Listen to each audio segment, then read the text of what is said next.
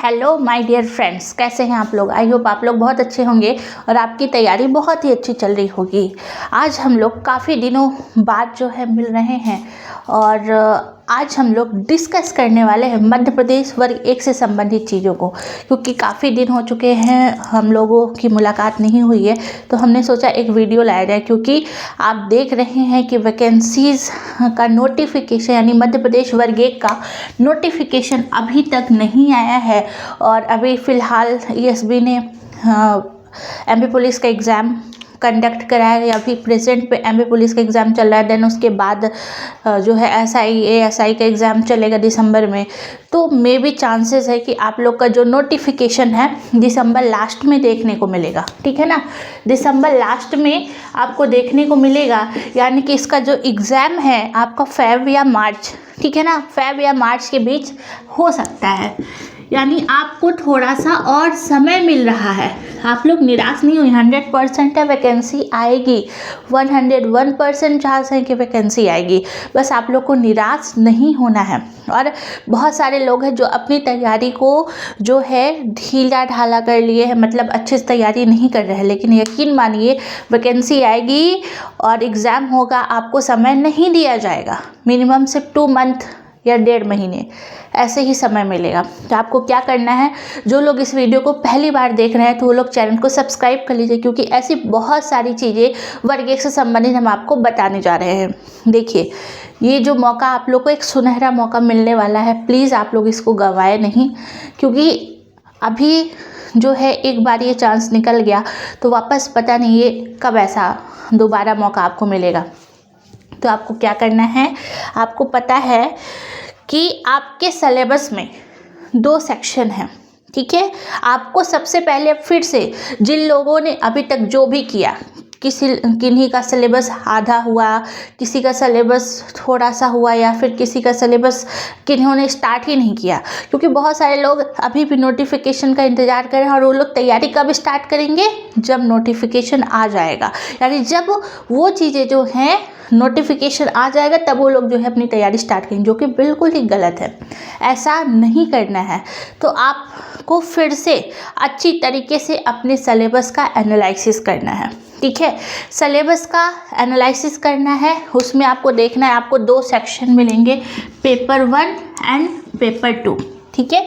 Paper 1 जो approx यानी कि पेपर 1 जो टोटल आपको पता है कि 150 नंबर का होता है, 150 नंबर का होता है। उस 150 नंबर में जो एक सेक्शन है पार्ट ए है वो 30 नंबर का रहता है। लेकिन ये फिक्स नहीं है, ये क्वेश्चंस की संख्या कम या फिर ज़्यादा हो सकती है।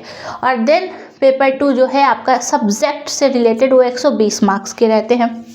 तो क्या करना है आपको, सबसे पहले आप देखना है कि आपका कौन सा सेक्शन कितना स्ट्रांग है, कौन सा सेक्शन कितना वीक है। सबसे पहले तो आप अपने सिलेबस की हार्ड कॉपी, आपको 2 जेरोक्स सिलेबस का निकलवाना है। देखिए अभी क्या क्या करना है आपको, ये वीडियो उन लोगों के लिए भी है जिन लोगों का सिलेबस कंप्लीट हो चुका है, उन लोगों के लिए भी है जिनका सिलेबस आधा अधूरा है, या फिर वो लोग जिन लोगों ने कभी अभी तक पढ़ना स्टार्ट ही नहीं किया, या फिर सिलेबस हुआ ही नहीं, या फिर 10 या 15% हुआ है। ये सभी के लिए आप लास्ट तक ज़रूर देखिए इसको, ठीक है, क्योंकि बहुत सारी टिप्स हम आपको बताने वाले हैं। तो आपको क्या करना है, सबसे पहले सिलेबस की हार्ड कॉपी निकलवा लेनी है। सिलेबस की हार्ड कॉपी निकलवाने के बाद आपको क्या करना है कि जो 2 कॉपी निकलवानी है। एक वो कॉपी आपको उस जगह पेस्ट कर लेनी है जहां आप पढ़ाई कर रहे हैं, वहां पे आप पेस्ट कर लीजिए। दिन रात सिलेबस के टॉपिक्स को देखिए कि हमारे टॉपिक में क्या दिया हुआ है, ठीक है। ये चीज़ें आपको करनी है। देन उसके बाद जो एक सिलेबस होगा उसमें आपको टिक करते हुए चलना है कि आपको कौन सी चीज़ें हुई हैं या फिर कौन सी चीज़ें आपने स्किप की है, ठीक है। आपको 2 जीरोक्स निकलवा लेना है। एक आपकी एकदम आंखों के सामने होना चाहिए, फ्रंट में जहाँ आप स्टडी करते हो वहाँ पे होना चाहिए। देन एक आपके हाथ में होना चाहिए। जो भी सिलेबस बचा हुआ है, जो टॉपिक्स होते जा रहे हैं उसको आपको टिक करना है, हाईलाइट करते हुए चलना है। एक तो ये काम करना है। अब आप देखेंगे आपके सिलेबस में 2 सेक्शन हैं, एक है पार्ट 1 और एक है पार्ट 2, ठीक है। पार्ट 1 आपको पता है कि क्या क्या आता है, उसके लिए आपको हिंदी प्रिपेयर करना पड़ेगा। हिंदी जो कि 8 नंबर की दी गई है आपके सिलेबस में, उसके अकॉर्डिंग क्वेश्चन कम या ज़्यादा हो सकते हैं। अब ये आपको कहाँ करने हैं, मैंने बुक लिस्ट वाली वीडियो डाली हुई है, उसमें बुक्स भी बताया कि आपको कहाँ से कवर करना है। हिंदी के लिए सफिशिएंट है लूसेंट हिंदी, मैंने आपको बताया हुआ, आप वहाँ से जो है उसको देखिए, वहाँ से कवर करिए। इसमें जो जो टॉपिक्स दिए हुए हैं ना, सिर्फ उसी टॉपिक्स को कवर करना है। तो आपको कहाँ से करना है, लूसेंट हिंदी की जो किताब आती है उसमें बहुत अच्छी और बेहतरीन, क्योंकि अभी ये जो दिया हुआ है इसके साथ साथ आपको जो नेक्स्ट पेपर आएगा वर्ग 2 का, वो भी आने वाला है। पार्ट 1 और part 2 exactly same to same है, ठीक है ना। बस आपका सब्जेक्ट यहाँ पे अगर आप सेकेंडरी लेवल में जाएंगे तो आपका सब्जेक्ट चेंज हो सकता है। पार्ट 1 तो सेम टू सेम रहेगा, तो आपकी वर्ग 1 और 2 दोनों की तैयारी एक साथ हो जाएगी, क्योंकि बहुत ही जल्द वर्ग 1 के बाद वर्ग 2 भी आपको देखने को मिलने वाला है। तो आपको कहाँ से कवर करना है, लूसेंट हिंदी, ठीक है।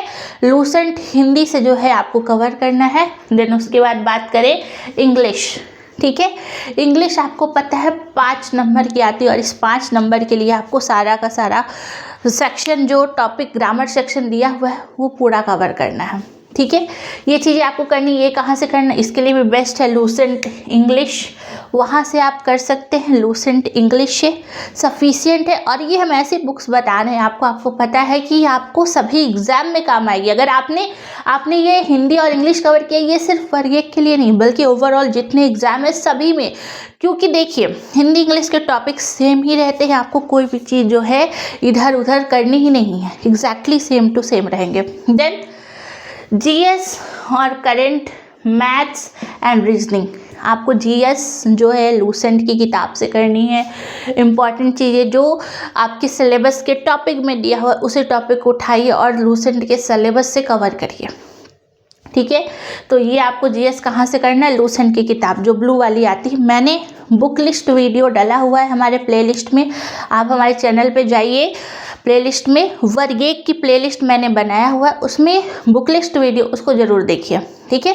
उसमें मैंने बुक्स प्रॉपर दिखाया हुआ है कि आपको ये वाली बुक्स चाहिए, अभी हम नाम आपको बता रहे हैं। तो जीएस जो है आपको कहाँ से करना है, लूसेंट की किताब से करना है, ठीक है। ब्लू वाली लूसेंट से ही करना है जीएस वाले सेक्शन में। देन उसके बाद आपको करंट अफेयर स्पीडी की बुक मेरे पास यस अवेलेबल है, हम आपको दिखा देते हैं। स्पीडी करंट अफेयर, क्योंकि करंट अफेयर के 3 से 4 क्वेश्चन आपको मिलने वाले हैं, तो ये आप देख रहे हैं, this is a current affair, ठीक है ना।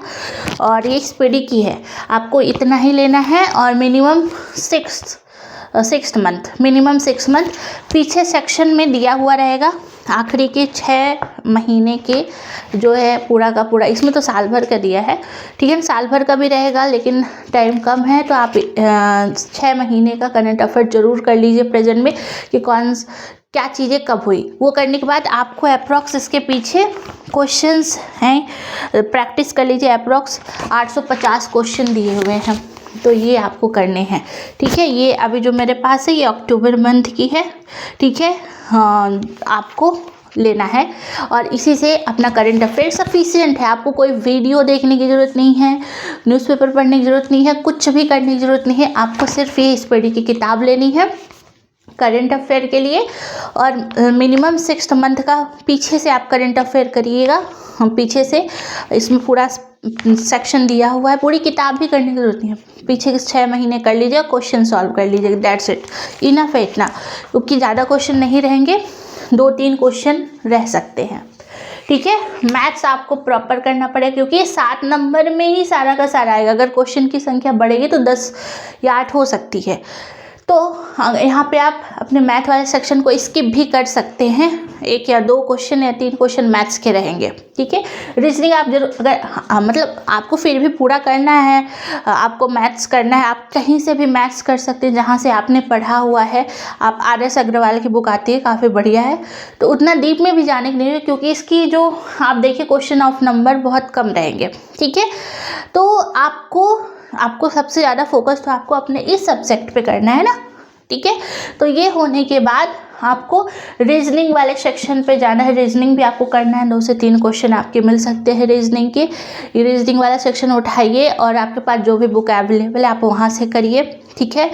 बुक कौन सी मैंने बताया हुआ, आप बुक में जाइए, मैंने बुक भी दिखाई हुई जो बढ़िया किताब है, देन उसके बाद पेडागोजी। पेडागोजी के लिए हम आपको बताएंगे विनर्स पब्लिकेशन की बुक जो है, एक सेकेंड मेरे पास अभी रखी हुई है। तो आपको ना वही बुक करनी है पेडागोजी की, जो कि विनर्स पब्लिकेशन की है और अभी मिल नहीं रही है, बट आपको वो एक हाँ मिल गई। तो यहाँ पे आपको ना ये बुक हम आपको दिखा रहे हैं, ये देखिए ये बुक है शिक्षा शास्त्र। इसमें आप देखिए पेडागोजी के लिए सफिशिएंट है, इसमें इसके साथ साथ विनर्स पब्लिकेशन की सारे बुक्स बेस्ट ही होती हैं, तो इतना सफिशिएंट है। इसमें देखिए आप सिर्फ, क्योंकि ये जो पार्ट ए वाला सेक्शन है ना, ये सिर्फ आपको एक एग्ज़ाम में नहीं, जो वर्ग 1, 2, 3 सभी एग्जाम में काम करेगा। यहाँ तक कि CTET, KVS, NVS, EMRS, DSSS सब में काम करने वाला है। ठीक है, तो आपको यही एक मतलब देखिए, आपको अपने सब्जेक्ट से रिलेटेड कोई एक ही बुक को प्रेफर करना है और अलग अलग किताबों से अच्छा है एक किताब। आपके पास जो भी बुक है, अब आप आपके पास जो बुक है, आपने जहाँ से पेडागोजी पढ़ा है आप वहीं से करिए। हम ये नहीं बोले कि आपको ही लेना है, क्योंकि आपने जहाँ से भी पढ़ा हुआ है वो बुक बेस्ट होती है। ठीक है, तो आप वहाँ से उठाइए और इसको कवर करिए। ये पेडागोजी मतलब अगर आपके पास नहीं है तो आपने जहाँ से पढ़ा उसी बुक को आप बार बार रिवाइज करिए, सफिशिएंट है उतना। ठीक है, और अगर आपके पास बुक नहीं है तो आप इसको ले सकते हैं विनर्स। इसमें अलग से आपको 2400 MCQs की भी बुक आती है अलग से, जो आप इसको ले सकते हैं। मतलब सिर्फ उसमें क्वेश्चंस रहेंगे, इसमें थ्योरी पूरा दिया हुआ है आपका पूरा का पूरा सिलेबस, और उसमें जो है क्वेश्चंस दिए हुए हैं। ठीक है, तो ये सभी एग्ज़ाम में काफ़ी हेल्प करेगा। तो आपको पेडागोजी 10 नंबर की है ना, 10 नंबर की है, तो आप इसको पढ़ सकते हैं, क्योंकि काफ़ी सहायता करेगी आपको और बहुत बेहतरीन तरीके से इसमें पूरा का पूरा आपका सिलेबस बाल विकास का पेडागोजी का दिया हुआ है। ठीक है, तो यहाँ से आप करिए, बहुत अच्छी किताब है। ठीक है, ये आपको करने के बाद ये सेक्शन आपका हो जाएगा, यानी 30 नंबर की आपकी तैयारी परफेक्ट हो जाएगी। और ये 30 नंबर सिर्फ वर्ग 1 में नहीं, वर्ग 2 में, 3 में, या फिर सीटेट, केवीएस, एनवीएस जो भी है सभी में काम आने वाला है, क्योंकि आपका सब्जेक्ट स्ट्रांग होना चाहिए। तो सबसे पहले तो आप अपने सब्जेक्ट को स्ट्रांग करें, वर्ग 1, 2 दोनों में काम आएगा। अब हम लोग बात करते हैं पेपर 2। पेपर 2 जो कि आपका क्या है, 120 मार्क्स का है। और पेपर 2 आपको कहाँ से कवर करना है, आपके पास जो भी सोर्सेज अवेलेबल हो आप वहाँ से करें। लेकिन सबसे बेहतरीन है, हम आपको फर्स्ट डे से बता रहे हैं क्या, और वो है आपकी NCERT।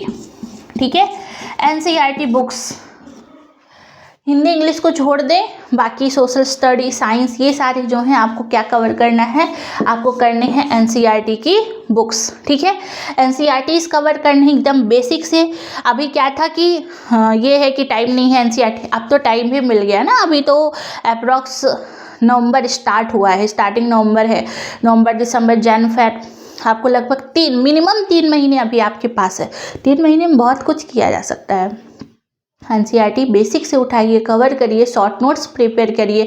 शॉर्ट नोट्स कैसे बनाना है मैंने ये भी वीडियो बताया हुआ है, सारी चीज़ें। इसको करने के बाद कोई ये अलग से आपको किताब लेनी है, ये चीज़ें आपको करना है, लेकिन आपको अपना सब्जेक्ट स्ट्रॉन्ग करना है। लोग NCERT इग्नोर कर रहे हैं।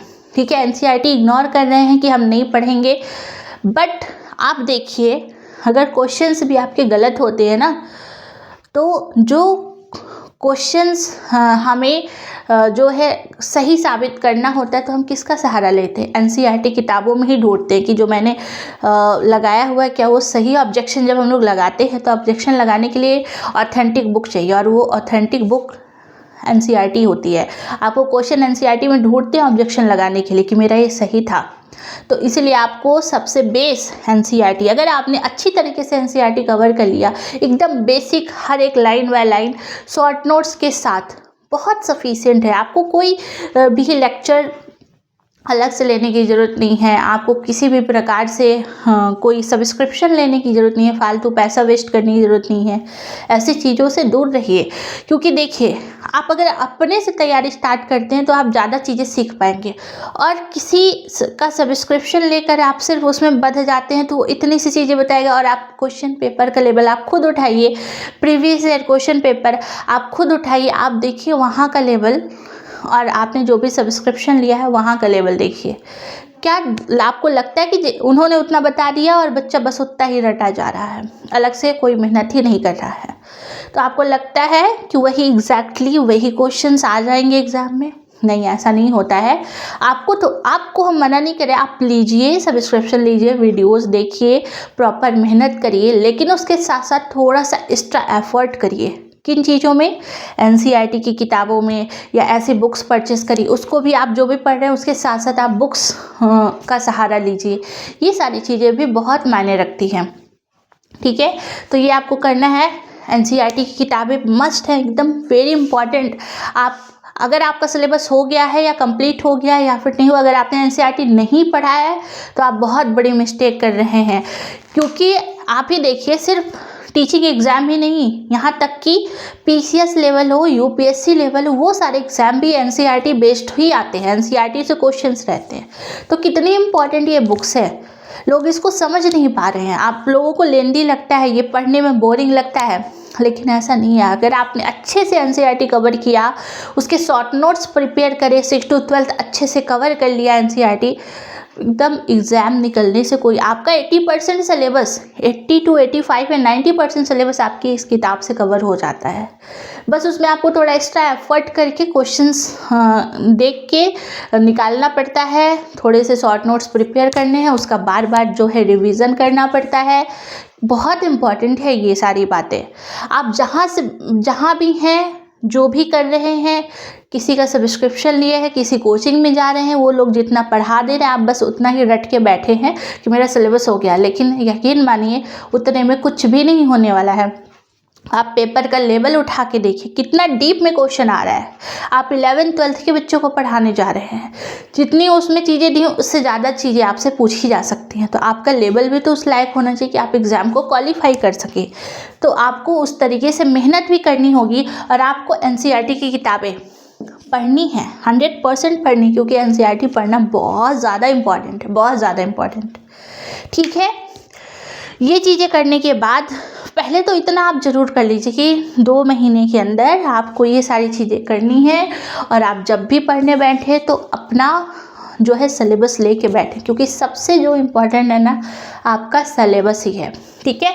देन उसके बाद बात करें, आप जब भी करें रेगुलर करिए। आपके पास जितना समय मिल पा रहा है, 1 घंटे, 2 घंटे, 3 घंटे, आप उसको रेगुलर करिए, ठीक है ना? रेगुलर मतलब स्किप नहीं करना, कुछ भी हो जाए स्किप नहीं करना है। अगर कभी इमरजेंसी आ जाती, स्किप अगर होता है तो आप नेक्स्ट डे जो है उसको कवर करिए, बट बिल्कुल भी स्किप नहीं करना है, ठीक है? रेगुलर उसका रिवीजन करते हुए रहना है, रिवीजन मस्ट इम्पॉर्टेंट है। रिवीजन आपको करना है, अपने सिलेबस को कंप्लीट करना है। मतलब ऐसा नहीं कि आपका सिलेबस आधा अधूरा रहे, आपको एग्ज़ाम के पहले एटलीस्ट 3 टाइम्स रिवीजन करना है अपने सिलेबस का, यानी पूरा का पूरा सिलेबस जो है कंप्लीट कर लीजिए एकदम बढ़िया तरीके से, और उसका बार बार रिवीजन करिए, एटलीस्ट 3 टाइम 4 टाइम्स आप रिवीजन करिए। नई चीज़ें पढ़ने से बेहतर है कि जो आपने पढ़ा है, एनसीईआरटी पढ़ा है, उसके नोट्स प्रिपेयर करिए, उसी को बार बार रिकॉल करिए, ठीक है? उसके बाद एमसीक्यू प्रैक्टिस, जो कि सबसे बड़ा रोल प्ले करता है, वो कौन सा है? वो आपका एमसीक्यूज ही है, यानी कि एमसीक्यू प्रैक्टिस ही है जो सबसे बड़ा रोल प्ले करता है। आप जो भी टॉपिक कवर कर रहे हैं अपने सिलेबस का, उसके लिए मैंने आपको बुक भी बताई कि आपको कहाँ से प्रैक्टिस करना है, और उस किताब में 100-200 क्वेश्चन नहीं है, ठीक है? 5 से 6 हज़ार प्रश्न आपको मिल जाएंगी, जो कि मैंने आपको बताई थी यूथ पब्लिकेशन की। आप किसी भी सब्जेक्ट से हैं, आपको कौन सी बुक लेनी है? यूथ पब्लिकेशन, ठीक है? यूथ पब्लिकेशन जो कि आपको नेट, सेट और KVS, NVS सभी एग्ज़ाम के लिए, मतलब इंडिया के ऑलमोस्ट सारे टीचिंग एग्ज़ाम के क्वेश्चंस आपके सब्जेक्ट से रिलेटेड मिल जाएंगे। वहीं से आपको MCQ प्रैक्टिस करनी है, सिर्फ वर्ग 1 में नहीं, ओवरऑल सारे एग्ज़ाम के लिए उसमें दिया हुआ है। सबसे बेहतरीन किताब है, यूथ पब्लिकेशन की आप बुक उठाइए और वहीं से बुक कौन सी है मैंने आपको बताया, बुक लिस्ट में चेक करिए, मैंने वहाँ पे आपको पिक भी दिखाई हुई कि आपको इस तरीके की है। बुक के साथ पूरा जो भी आपका सब्जेक्ट है, एवरी सब्जेक्ट की वो बुक अवेलेबल है, चाहे हिंदी हो, इंग्लिश हो, science, physics, chemistry, biology, sociology, anything, सब कुछ सभी सब्जेक्ट की अवेलेबल, आप वहाँ से चेक करिए। वहाँ पे चेक करने के बाद आपको रेगुलर एटलीस्ट 200 क्वेश्चंस, 200 ज़्यादा से ज़्यादा 200 से या फिर 300 प्लस क्वेश्चंस रेगुलर सॉल्व करना है, रेगुलर सॉल्व करना है। क्योंकि सबसे बड़ा रोल, जैसे कि मैंने बताया, किसका है, सबसे बड़ा रोल जो है एमसीक्यू प्रैक्टिस का है। ठीक है, ये चीज़ें आपको करनी है। तो आपको, आप समझिए, रेगुलर वर्क करना है। रेगुलर वर्क के साथ आपको रिवीजन, रेगुलर रिवीजन, आपने जो कुछ भी पढ़ा है पूरा का पूरा रिवीजन करें। उसके साथ ही साथ अपना सिलेबस को कवर करें, 3 to 4 टाइम रिवाइज करें, उसका एमसीक्यू प्रैक्टिस करें। और मॉक टेस्ट, अगर आप अभी से मॉक टेस्ट लगाना चाहते हैं तो एक मॉक टेस्ट की अलग से वीडियो हम बहुत जल्द आपके लिए लेकर के आएंगे कि आप कहाँ से मॉक टेस्ट अपने लगाएं, कौन से बुक ले सकते हैं उससे रिलेटेड, ठीक है ना। बट अभी तो फिलहाल आप यूथ पब्लिकेशन की प्रैक्टिस सेट लगाइए, बहुत ज़्यादा इम्पॉर्टेंट, बहुत ज़्यादा सफिशिएंट है ये, ठीक है। ये सारे काम आपको करने हैं और आप एक बार में एक ही यूनिट को उठाइए, ठीक है ना। ये सारे छोटे छोटे टिप्स आप नोट करते हुए चलिए, आप लिखते चलिए क्या क्या चीज़ें इंपॉर्टेंट है, ठीक है ना। मैंने स्टार्टिंग से जो भी बताया, अगर आपको समझ में, आप फिर से एक बार वीडियो स्टार्टिंग से देखिए लास्ट तक, आपको क्या क्या काम करने हैं एक पेज में लिख लीजिए और फिर आप उसको रेगुलर करिए। आप में अप्रॉक्स 15 यूनिट, किसी में 20 यूनिट दिए हुए हैं जिसका जो भी सब्जेक्ट है। तो अगर आप एक यूनिट उठाते हैं, मतलब कि आपको एक साथ सारे यूनिट को लेके नहीं चलना है, ऐसे में मिक्स एंड मैच हो जाएगा, आपको कुछ भी प्रिपेयर नहीं हो पाएगा। तो आपको क्या करना है, आपको लगभग एक बार में एक ही यूनिट उठाइए, लेकिन इस तरीके से उसको कवर करिए कि दोबारा सिर्फ उसका रिवीजन करना पड़े। एकदम उसका नोट्स प्रिपेयर करिए, शॉर्ट नोट्स बनाइए, उसको रिकॉल करिए, हर एक फैक्ट को लिख लिख के याद करिए। जिस तरीके से जब हम लोग स्कूल टाइम में हुआ करते थे तो फैक्ट को लिख लिख के याद किया करते थे, एग्जैक्टली उसी तरीके से आपको लिख लिख के वो फैक्ट को याद करना है। रफ में 4 टाइम्स 10 टाइम्स उसको लिखिए, याद करिए। फैक्ट को याद करना बहुत ज़रूरी है, क्योंकि आपको पता है एसबी फैक्चुअल क्वेश्चंस भी रहते हैं, कॉन्सेप्चुअल भी रहते हैं, तो फैक्ट याद होना भी बहुत ज़्यादा इंपॉर्टेंट है। तो ये काम आपको करना है, एक यूनिट एक बार में उठाने हैं। एक हफ्ते में टारगेट करिए, एक हफ्ता हो या 4 दिन, अपने अकॉर्डिंग। यूनिट छोटा है तो 4 से 5 दिन, यूनिट बड़ा है तो मिनिमम 1 वीक आप उस पर समय दीजिए।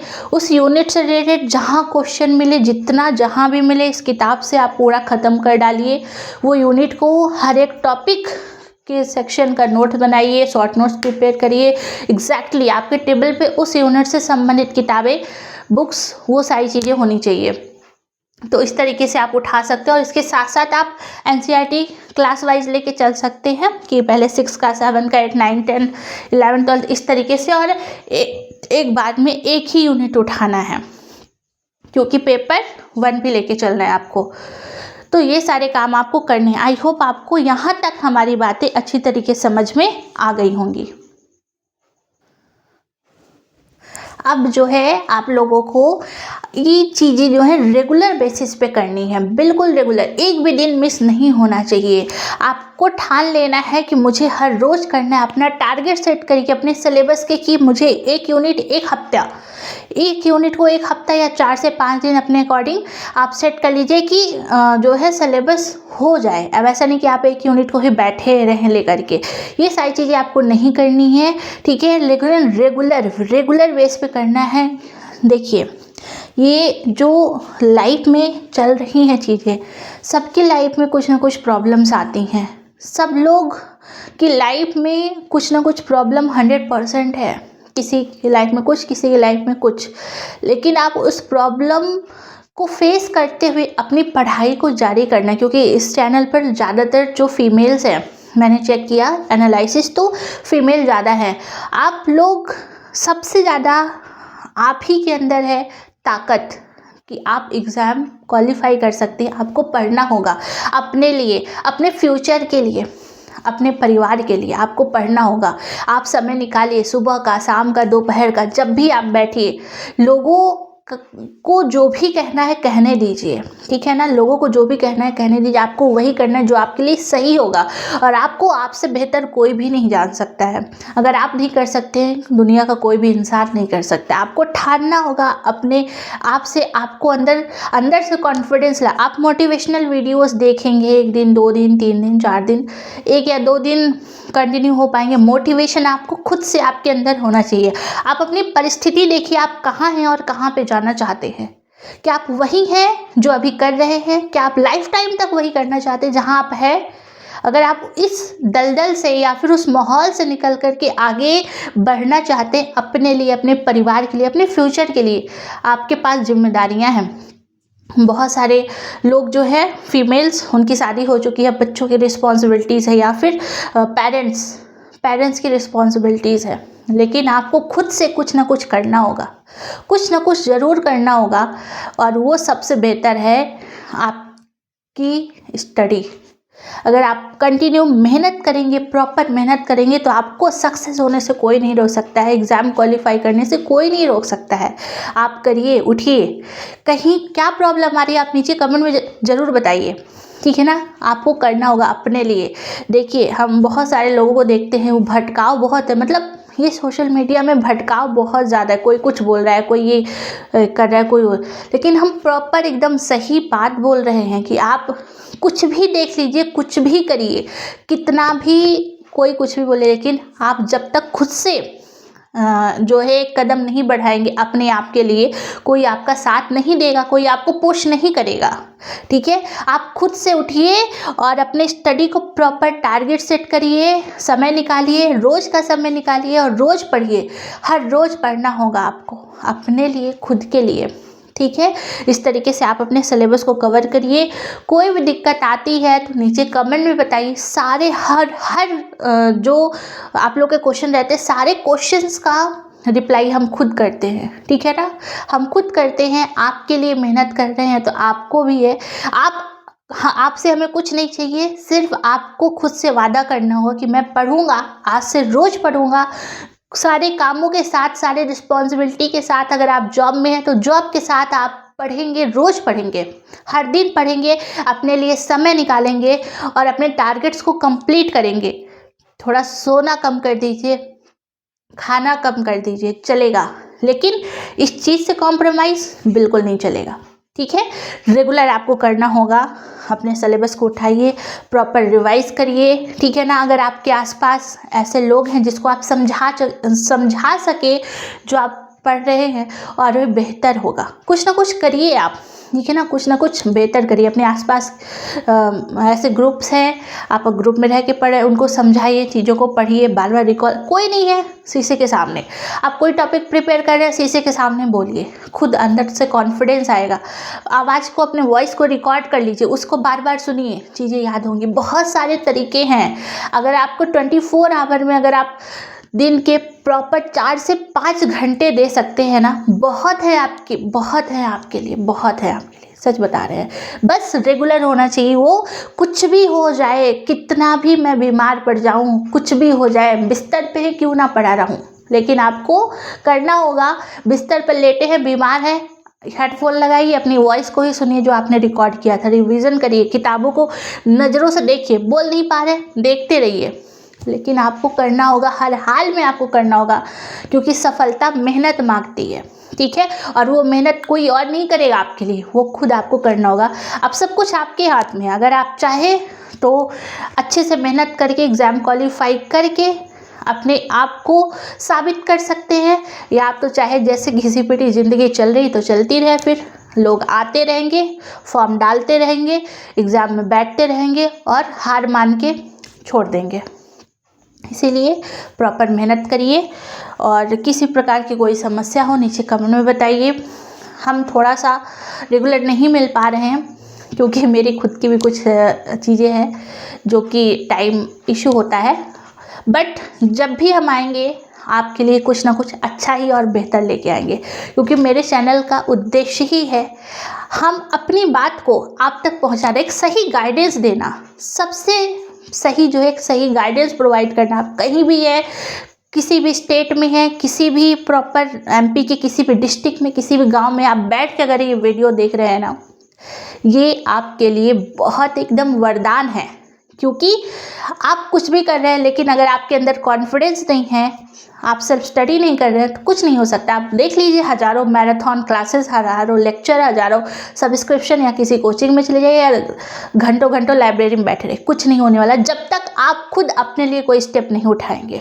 आप खुद से पढ़ना स्टार्ट करिए, खुद से एमसीक्यूज लगाना शुरू करिए, खुद से मॉक लगाइए, खुद से सिलेबस को कंप्लीट करिए, खुद से हाईलाइट करिए। जब हम लोग का स्कूल टाइम हुआ करता था तो क्या कोई वीडियोस हम लोग देखते थे, क्या कोई क्लासेस लेते थे? नहीं, हम लोग सिर्फ क्लास में पढ़ते थे, देन उसके बाद खुद से नोट्स बनाते थे, प्रॉपर उसको याद करते थे, याद नहीं होता रफ में लिख लिख कर मोर टाइम्स याद किया करते थे। वही सब आपको करना है, ठीक है ना? वही सब आपको करना है। बस थोड़ा सा कट ऑफ हो जाइए अपने आप से होना है, लेकिन उस चीज़ के लिए होना है जो आपकी ज़िंदगी घिरी हुई है और लोगों के साथ। बस उतने लोगों से ही कनेक्ट रखिए जो आपके लिए बहुत ही इम्पॉर्टेंट हो, आपकी फैमिली, दैट्स इट। रिश्तेदार, परिवार, पड़ोसी, ये सब बोलते रहेंगे और उनका काम है बोलना। आपकी एक गलती को बहुत ज़्यादा बढ़ा चढ़ा करके आपको बदनाम करने की कोशिश करेंगे, लेकिन ये सब चीज़ें आपको नहीं देखनी है, इग्नोर करना है सब कुछ। सिर्फ आपका ज़्यादा से ज़्यादा फोकस इसमें होना चाहिए, ठीक है? तो वीडियो काफ़ी लंबा हो जाएगा। आई होप आपको ये वीडियो पसंद आया होगा, और एक और वीडियो आएगा जिसमें हम प्रॉपर वर्ग 2 और 1 दोनों की तैयारी कैसे लेकर चले वो चीज़ें भी बताएंगे। और 8वां वेतनमान लगने वाला है। आपको पता है कि जो लोग अब जॉब लगेगी, अब प्रेजेंट में अगर ज्वाइनिंग होगी तो उनकी वेतन जो है डबल हो जाएगी, ठीक है ना? तो इसलिए मेहनत करते रहे, और कोई प्रॉब्लम नीचे कमेंट में ज़रूर बताएं। वीडियो पसंद आए तो लाइक ज़रूर करिएगा, और नए हैं तो चैनल को सब्सक्राइब कर लीजिएगा। मिलते हैं फिर नेक्स्ट वीडियो में। Thank you so much. जय हिंद।